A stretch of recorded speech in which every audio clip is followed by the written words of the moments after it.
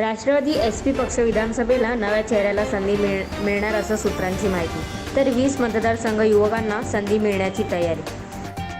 विधानसभा जागा वाटपासाठी नव्याची समन्वय समिती तयार केल्याची सूत्राची माहिती तिन्ही पक्षांकडून आहे.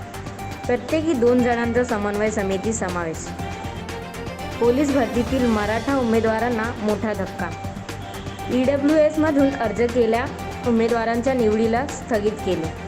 मुंबई अलिबाग पार्कमधील रेशन दुकानातील धान्य वितरण 10 दिवसांपासून टप्पा. आता ऑफलाईन पद्धतीने धान्य वाटप करण्याचे छगन भुजबळाचे आदेश.